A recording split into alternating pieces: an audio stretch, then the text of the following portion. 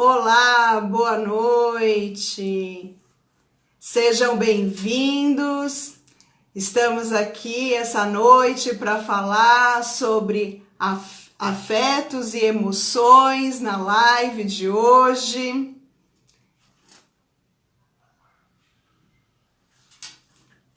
Enquanto as pessoas vão entrando, para quem não me conhece, eu sou Cristiane Cruz, sou psicóloga, trabalho na abordagem da clínica psicanalítica e esse tema das emoções e dos afetos é um tema que sempre esteve muito presente na minha vida, desde a última graduação até a primeira. É um tema recorrente meu de estudos sobre afetividade. Fiz em todos os cursos que eu estudei ao longo da minha vida, desde a nutrição, de tradutor e intérprete, na pós em psicopedagogia.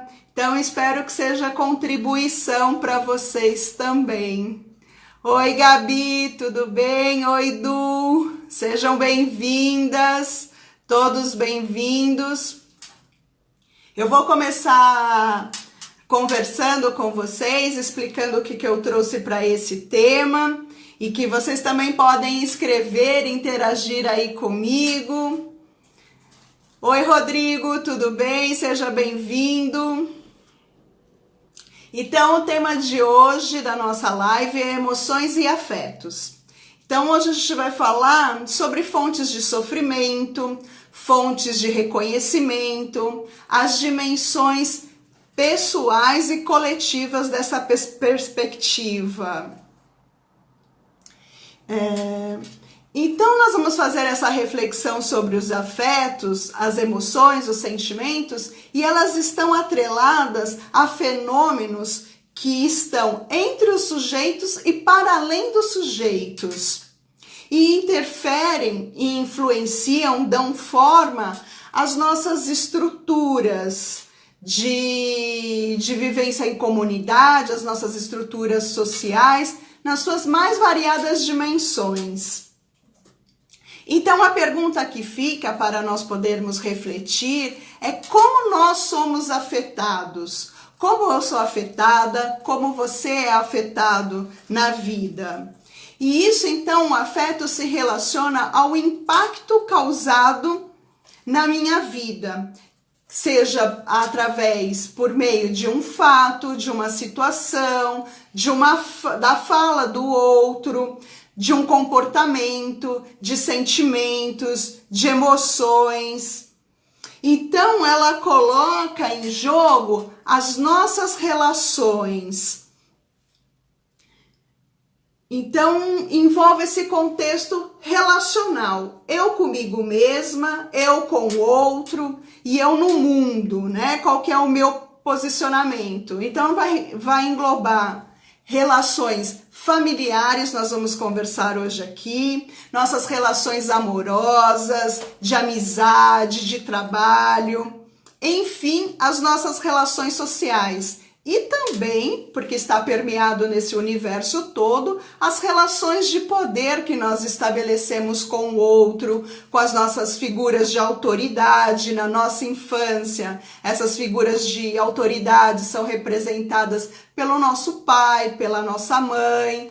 Depois, na vida escolar, conforme nós vamos avançando na vida, são representadas pelos nossos professores, os diretores de escola. Depois, no nosso mundo profissional, os nossos superiores. Como que se dá essa relação? Então, tem tudo a ver, afeto, emoções, com esse tecido social, né? Com essa teia das nossas relações. E as redes que nós temos em conexões. Tanto a rede virtual, como nós estamos estabelecendo aqui, como nossas redes reais de vínculo, de contato, e também as redes nossas imaginárias, que faz parte da nossa fantasia. E tudo isso, todos esses vínculos, está profundamente vinculado também à cultura, à nossa cultura que nós estamos inseridos. Então tem a ver com a história da humanidade, com a história da nossa ancestralidade, das pessoas que vieram, né, antes de nós, da nossa família, nossos pais, avós, bisavós. E tem a ver também com a nossa história de vida. Então a gente está numa condição sempre de relação. Eu e o outro, eu e o mundo. Então nós vamos abordar aqui também esse entrelaçamento de aspectos que são individuais e coletivos, porque a gente está sempre permeado por todas essas influências, né? Então, contempla essa realidade que nós temos, que ela é pluridimensional e ela abarca também aspectos multifatoriais. O que isso significa? Nós temos uma complexidade de aspectos históricos, sociológicos, políticos, econômicos, culturais. Então, nós podemos observar os afetos e as emoções em qualquer tempo e espaço, principalmente agora, em época de pandemia, né? Ela nos convoca, essa fase que nós estamos vivendo coletivamente, individualmente, né? Para nós olharmos para fora e também para dentro, né? Então é um momento de pensar sobre o que é universal e o que é particular, o que é cultural, que faz parte da nossa cultura, o que é subjetivo, da nossa vida, da nossa individualidade, o que é essencial, o que é supérfluo. Na verdade, um mapeamento de todos os pilares estruturais da nossa vida, né? Quer seja da saúde, do trabalho, da educação, da família, da sociedade. Então, nós vamos perceber os nossos afetos, que são manifestados durante todo o tempo da nossa vida, durante todo o dia, os afetos como medo, ódio, desamparo, ressentimento, amor, solidariedade, todos esses afetos que estão pulsando aí, né? Então, nós temos que olhar também para o nosso cenário social e de vida, para a nossa vida e para a vida das demais pessoas, as condições também que se apresentam na materialidade, né? Condições de vulnerabilidade emocional ou social, quais são as implicações psíquicas dessas condições, como elas são marcadas na nossa vida, né? Então, a gente também tem que observar com a pandemia, nós temos, por exemplo, a pandemia é um fato, e nós temos várias notícias da pandemia. E a gente tem que analisar o que é fato, e a partir desse fato, diferenciar do que é a opinião. Então, a pandemia está aí, ela é uma realidade. E eu posso ter uma opinião que vai ser particular, qual é a minha perspectiva, como eu percebo a pandemia, e outra pessoa vai ter outra opinião e assim por diante. Mas nesse tempo é muito importante a gente observar o que é fato, o que é uma realidade, o que é comprovado pela ciência, quais são as fake news envolvidas nesse processo. E também é um tempo para a gente colocar aqui em pauta sobre emoções e afetos, a implicação e a diferenciação do que é uma conversa, o que é um diálogo e o que é um monólogo. Muitas vezes as pessoas falam umas com as outras, mas elas querem ouvir da boca do outro reverberar a opinião delas, né? Então, às vezes é troca de monólogo e não um diálogo, né? Não tem uma escuta ativa para o que o outro está apresentando, para o que o outro está falando. Então, faz parte da natureza humana sentir o que nós sentimos, né? Então, nós temos, dentro deste mundo, desse universo afetivo, nós temos as implicações psíquicas, o nosso sofrimento psicológico diante das mais diversas situações que a vida nos apresenta, né? E eles são efeitos das condições que a gente tem, objetivas da realidade e da realidade psíquica também, né? Mas nós temos as condições econômicas, políticas, socioculturais que vai influenciar, né? Vai reverberar profundamente na pessoa e atuando em diversas dimensões. Atua no o que eu sinto, atua no meu corpo físico, no meu corpo emocional, no meu corpo familiar, em toda a minha estrutura de família, com as pessoas que eu convivo, e reverbera também nesse corpo social, que é a nossa sociedade, onde nós estamos inseridos e presentes, né?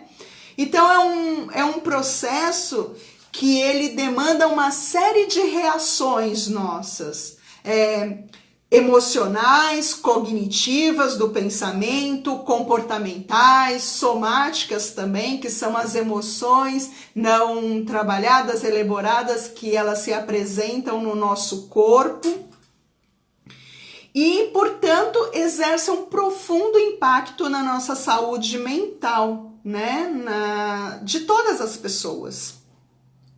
Então eu gostaria de colocar e conversar com você, com vocês todos que estão aqui participando e me ouvindo. Agradeço a presença de todo mundo. A Gabi escreveu aqui sobre a angústia, né? Que é um afeto que não sabemos nomear simbolicamente. E eu ia trazer isso também, Gabi, aqui para a live, né? Nós, como seres humanos, nós não fomos, na nossa cultura, nós não fomos educados emocionalmente, né? Não temos essa cultura da educação emocional desde a tenra infância. E a gente percebe na nossa clínica, né? E mesmo com as pessoas que a gente conversa, às vezes as pessoas não conseguem nomear os seus sentimentos, as suas emoções, e tem uma dificuldade de nomeação, mas que passa por essa instância, toda essa esfera emocional, né? Eu tô aqui com um livro que ele fala sobre a inteligência emocional, e ele fala sobre todas as nomeações aqui que nós temos, são palavras mesmas derivadas daquela emoção, porque nós temos as emoções primárias, né, que nós chamamos em psicologia, como medo, raiva, alegria, tristeza, nojo, e, por exemplo, com a nossa dificuldade de nomear. Aí a gente tem, dentro dessa emoção primária da alegria, a gente tem várias emoções, vários sentimentos derivados dela. Por exemplo, alegre, animado, bem disposto, caloroso, confiante. Dentro da emoção raiva, que é a emoção primária, a gente também tem diversos sentimentos variáveis dessa emoção. Que, por exemplo, estou aborrecido, com ódio, enojado, frustrado, furioso, irritado, zangado.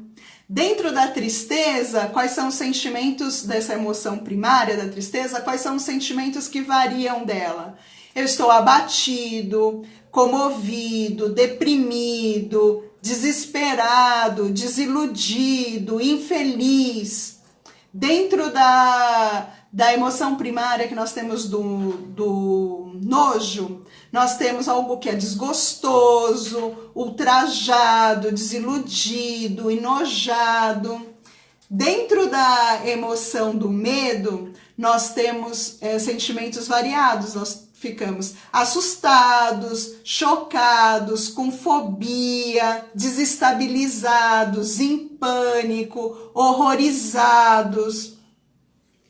Isso. Aí a Gabi complementou aqui que são tão primárias, são carregadas de complexidade. E são mesmo, né? E a gente tem muita dificuldade de lidar com as nossas emoções e com os nossos afetos, que tem um expressivo impacto nas nossas vidas, né? Por isso que eu achei tão importante trazer a live e esse diálogo aqui para a gente conversar e refletir sobre isso, né? E o que é muito importante também nós considerarmos, porque a gente tem a tendência, né, de falar no senso comum, que emoções desagradáveis, né, nós temos a tendência de jogá-las como negativas e não serem úteis.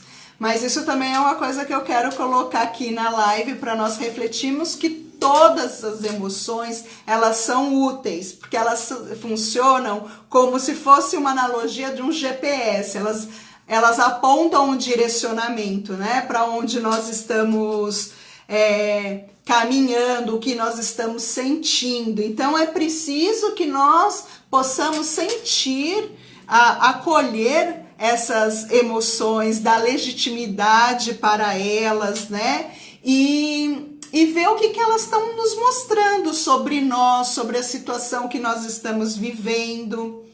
Então eu gostaria de colocar aqui sobre o tamponamento de emoções, né? Como isso é o que é um tamponamento de emoções? É toda a tentativa de fugir, de evitar, de lutar com as emoções, né? E esse mecanismo, ele contribui para o nosso mal-estar.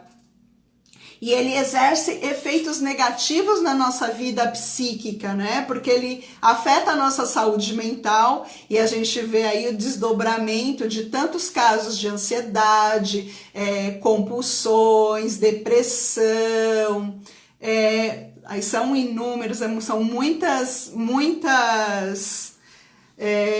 patologias e enfermidades para conseguir listar todas aqui, né? E fisicamente também, a gente tamponar, evitar, fingir que não está acontecendo as emoções que a gente está sentindo, também nos dá reações físicas, né, de ordem fisiológica, como ataque cardíaco, hipertensão, sudorese, né?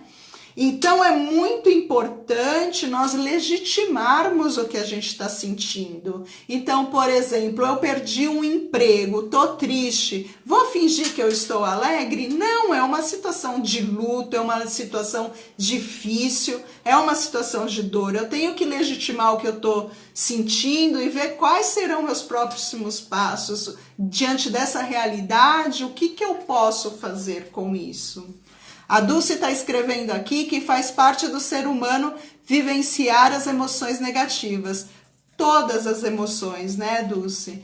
Negativas, positivas, e eu acho que é isso que é a importância que eu, quando pensei nesse tema para a live, para conversar com vocês, né? Então é muito tóxico esse tamponamento de emoções, e a gente vai falar também sobre essa positividade tóxica, que a gente tem a obrigação, né, de estar a todo tempo feliz, super alegre, como se a vida fosse sempre um estado de euforia. E é muito preocupante, né, a pessoa que não consegue sentir a dor do outro, a sua própria dor, rever o que está acontecendo consigo e com o outro, né? Saber lidar, a Dulce está escrevendo, saber ligar com elas, lidar faz parte, positivar e se fortalecer no próximo momento. Sim, a gente precisa entrar em contato com as nossas emoções, com os nossos afetos, né? E as nossas emoções... A minha prima aqui de Portugal, Marisa, seja bem-vinda. Ela está falando em sofrer por antecipação. Tem justamente a ver com essas fantasias, né? A gente já vai imaginando, é a nossa realidade psíquica, né? A gente vai imaginando várias coisas, porque às vezes a situação realmente nos apresenta, na pandemia, a gente fica vislumbrando tudo o que pode de dar errado e de que não dá certo, né? E o que pode ainda piorar. Então são coisas que a gente fica muito, dá muita angústia, né? Mas a gente precisa, que eu vou falar aqui sobre a positividade tóxica, porque a gente parece que foi instalado agora no nosso tempo, né? Essa nova moralidade digital nas redes sociais, no Instagram, no LinkedIn, no Facebook, né? Que a gente não pode falar de coisas desagradáveis. A gente não pode mencionar nossas frustrações, nenhum conflito, como que se a gente tivesse, porque tudo isso, né? Se a gente evitar e ficar só no positivo, dizem que isso faz bem para a nossa saúde mental, vai melhorar nosso estado de ânimo, mas a gente postar ou não postar as coisas na rede social, a gente falar ou não falar das coisas, não vai mudar o fato. Então a pandemia está aí e ela é um fato. E, por exemplo, se eu me separei do meu marido, eu posso não verbalizar com outras pessoas, mas isso é um fato na minha vida, vai me gerar um certo sofrimento, e evitar isso é muito difícil. E a Gabi tá falando aqui que é o luto, né? É um tipo de processo que é extremamente necessário viver o processo. E a gente já falou também sobre o luto em outras lives que eu fiz, e a gente precisa viver essa fase do luto, né? E a nossa sociedade, a gente vê uma coisa muito triste que está acontecendo, esse fenômeno também das relações descartáveis, e as pessoas também não legitimam o luto na nossa, não permitem o luto na nossa sociedade, né? E é um caso de muita comoção que está acontecendo, as mortes, né? No Brasil, muito chocante, nós temos essa situação, e parece que as pessoas, as demais estão alienadas a esse fato, e quando também percebe que pessoas estão enfrentando essa situação tão difíceis, situações difíceis mesmo, de várias ordens, parece falar assim, não fica assim, tu vai... Uma pessoa da família dela morreu. A gente precisa ter mais sensibilidade, né? E não ficar com essa positividade tóxica em cima da outra pessoa, né? Porque dizem que é um efeito da gente ficar só postando coisas boas na rede social, e parece até esse processo de alienação, porque a gente tem um humor que é manipulado pelo contágio, né? Se eu vou fazer só coisas, postar aqui, me concentrar só em coisas positivas, todo mundo vai ser feliz, todo mundo vai estar alto astral. Se eu postar aqui coisas só negativas, todo mundo vai ficar nesse estado de fúnebre, coisas horrorosas. E isso não é tão simples assim quanto parece ser, né? A psicologia e a psicanálise trazem esclarecimentos que não é isso que às vezes a gente fantasia, né? Fica no imaginário, não é uma equação tão simples assim.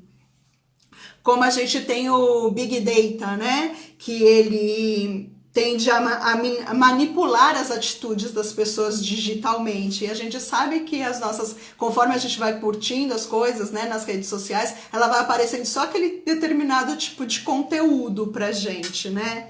Mas essa solução não é simples assim, né? E a gente tem instalado agora no nosso tempo, parece uma batalha entre quem é otimista e quem é pessimista, entre o bom e o mal, como se as coisas fossem tão simples assim, né? E aí fica essa briga, esse duelo entre as pessoas, entre como enxergar se o copo, sabe aquele copo? Se o copo tá meio vazio ou se o copo está meio cheio, né? E a Dulce tá falando aqui sobre os exageros digitais, né? A gente precisa realmente estar alerta disso, né? Então parece assim que esse time de cá, então é como se a gente fizesse mesmo uma divisão, né, entre o bom e o mal. Então esse time de cá, dos otimistas, qual que é a percepção do pessimista olhando o otimista, né? Ah, são um bando de iludidos, idealistas, negadores da realidade tal como ela é. E aí aqui estão os pessimistas, né? Como que os otimistas olham quem é pessimista?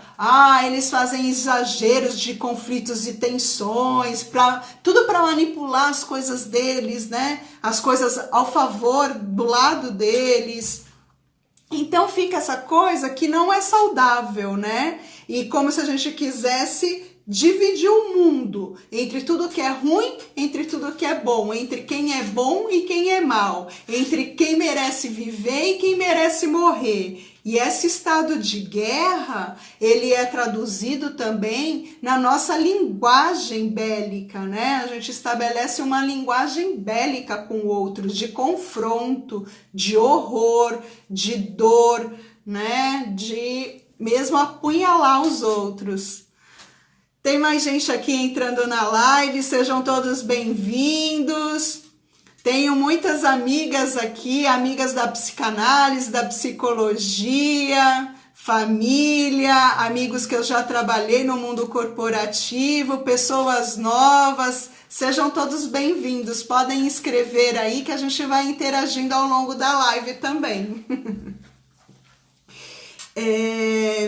Então, retomando esse pensamento do que eu estava falando, entre os otimistas versus otimistas, os pessimistas, então fica nesse estado de guerra, né, que a gente coloca essa linguagem bélica, tanto no campo dos nossos pensamentos, dos nossos comportamentos, das nossas ações, né, e é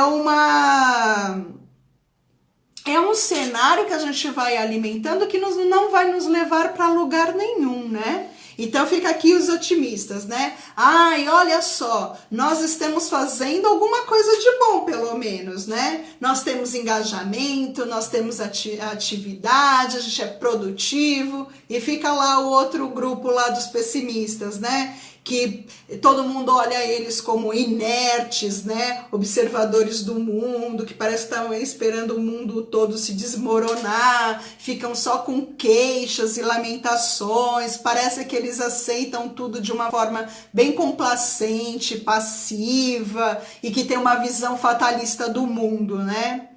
Então, é muito problemático, e a psicanálise também nos esclarece isso, quando a gente tem esse problema da nossa vida, tanto em termos de pandemia, como em outras situações da nossa vida, né, colocado dessa maneira dual, né? Como se a perspectiva otimista fosse eliminar a perspectiva pessimista, né? Uma contra a outra. E esse não é o caminho, né? Não é isto ou aquilo, né? Ou a positividade ou a negatividade. É sim isto e aquilo. É dessa forma que a gente tem que encarar as coisas, né? De uma relação mesmo dialética, né? Entre a contraposição, né? Então isso leva a muitos problemas que a gente tem sociais e psíquicos, né? Essa forma dual de ver o mundo, de encarar, né? Então, eu sou o bom, o mal tá no outro. O mal tá no quem é de outra religião, o mal tá em quem é de outro país, o mal está quem é do outro partido. E a mãe também, né? Sabe quando a gente tem relação de mãe, a mãe fala assim: nossa, meu filho é ótimo, excelente, o problema são as companhias, o outro que levou ele para o mau caminho. E a gente vê, né, na nossa vida, né, sempre uma mãe vai falar que é o outro filho, sempre o problema é do outro, né, mas não é do outro, né, é nosso, isso tá inerente no ser humano. E aí a gente começa com aquelas políticas de cancelamento, a gente cancela o outro da nossa vida, né, eliminar-se, como se a pessoa fosse realmente eliminada, né. E aqui, então, a gente é um espaço também para a gente falar na nossa vida, é um problema com a autoridade que vivemos mesmo, Agatha. É muito sério, né?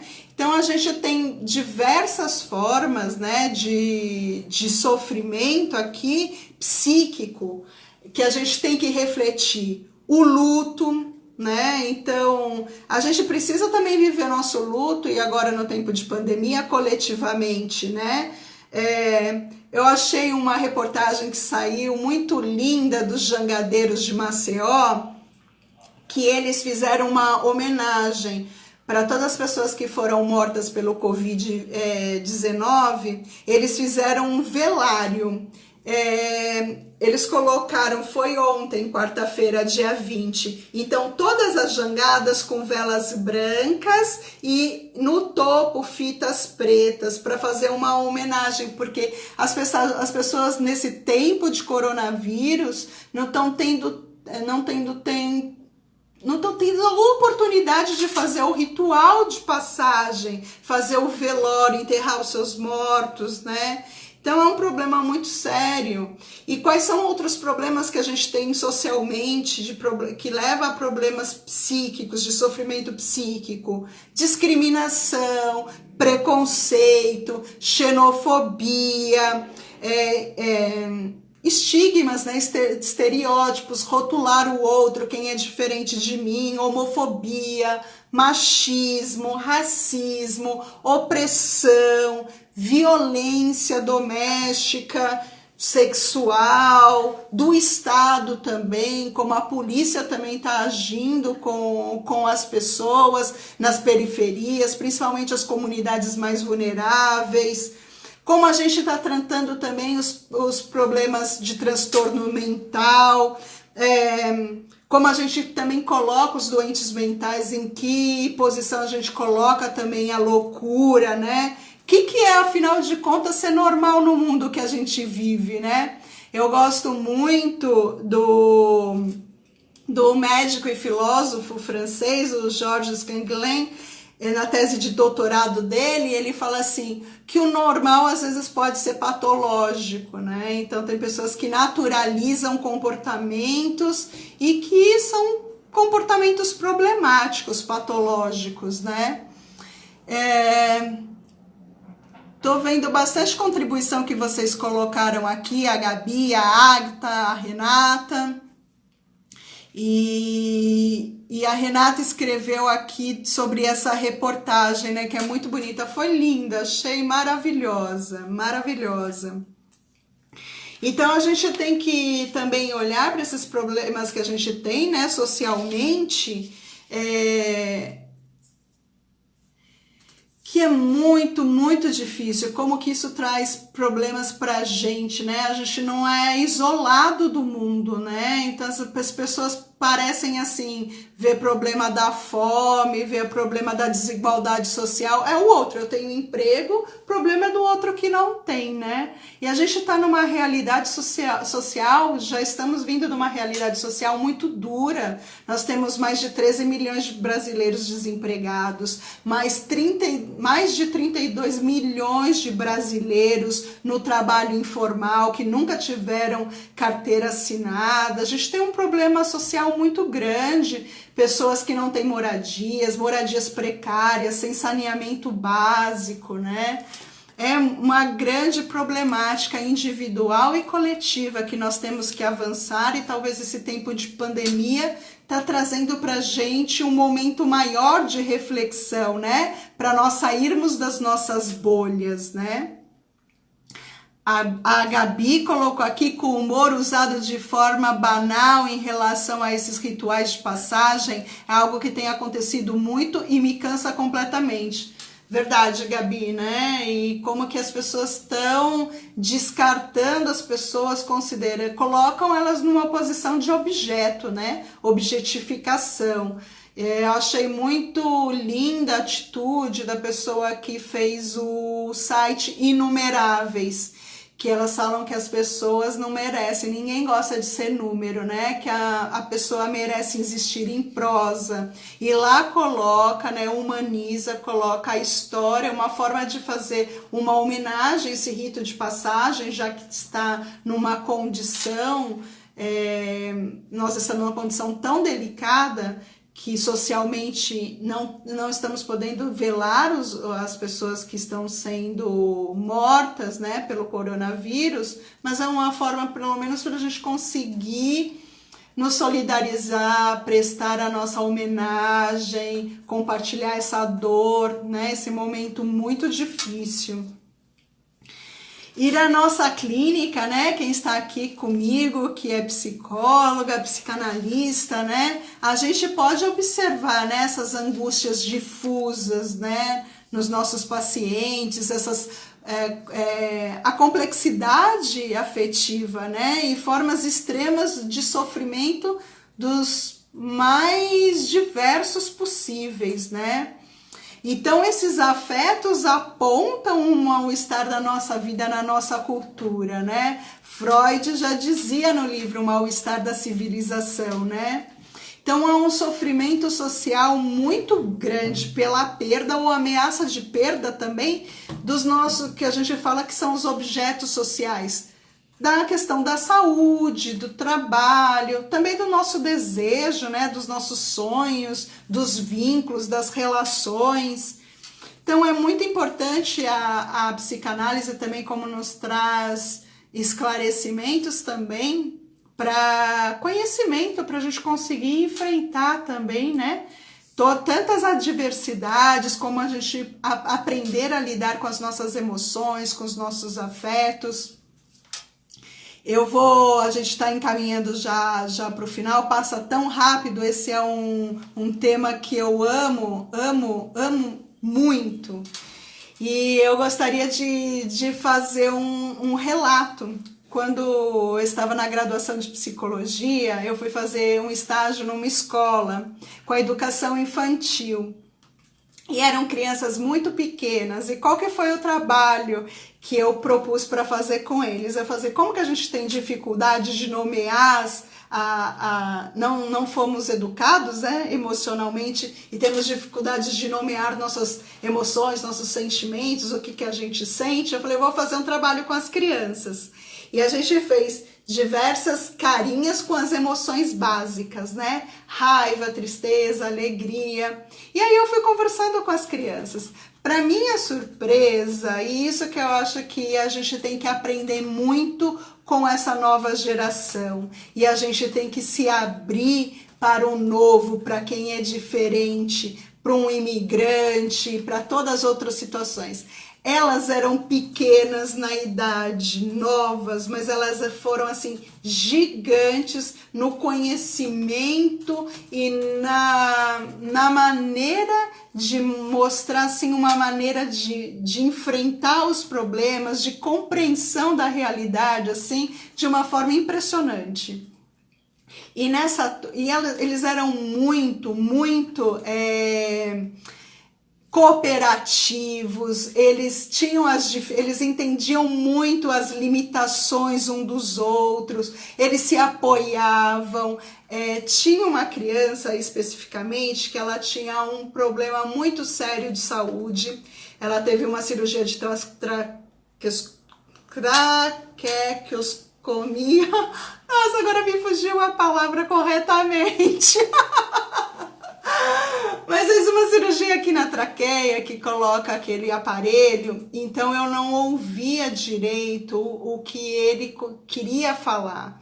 Mas a professora era tão hábil nessa comunicação com ele, porque já estava mais acostumada, né? Eu que era uma figura estranha ali no ninho, mas como todas as crianças apoiavam ele e se comunicavam com ele, e não tinha diferença nenhuma. Eles não tinham diferença entre eles, nem por gênero, nem por raça, nem por condição, nem física, nenhuma. Era um show. A minha tia aqui, que é da enfermagem, que linda, tá me escrevendo aqui, traqueostomia. Ê! Obrigada. Isso, me fugiu a palavra. Mas que lição de vida que essas crianças, assim, ensinamento que elas passaram. E uma das crianças, né, a gente conversava sobre a vida delas também fora da escola, né? E como que aquela criança falava, por exemplo, do irmão. Ela falou assim, não, é meu irmão, é minha irmã. Não, mas tem peitos. E era uma pessoa que estava passando por uma por uma cirurgia, né, de questão identitária de gênero, né, mas como agia com naturalidade, tantas coisas que as crianças nos ensinaram ali, é uma coisa assim fantástica. Qual que fica o aprendizado? E que eu quis trazer essa situação até engraçada, né? Mas é da vida que acontecem muitas coisas que a gente já tá encaminhando para o final da live, acaba tão rápido, né? Agradeço vocês muito a participação para me ajudar aqui.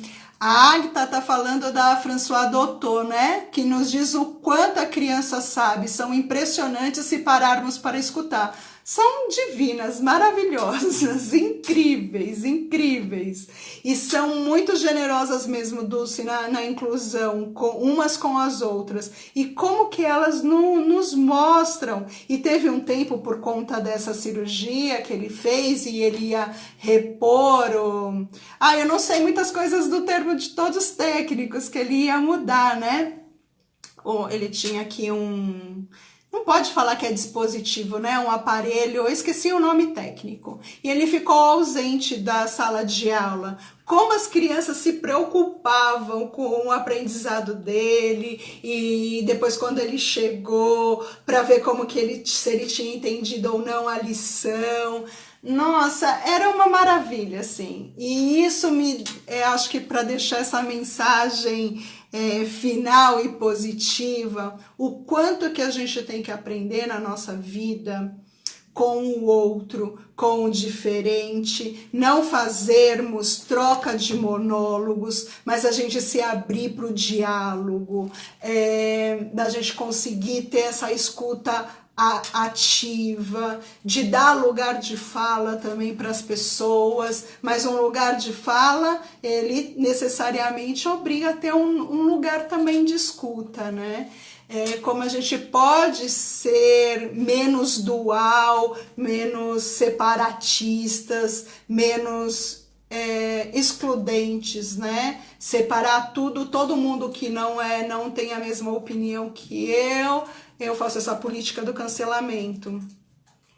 Eu assisti, Dulce, o filme da Cela, o filme da Cela 17. 17? Agora eu me confundi, né? Cela 7? Porque eu acho que foi...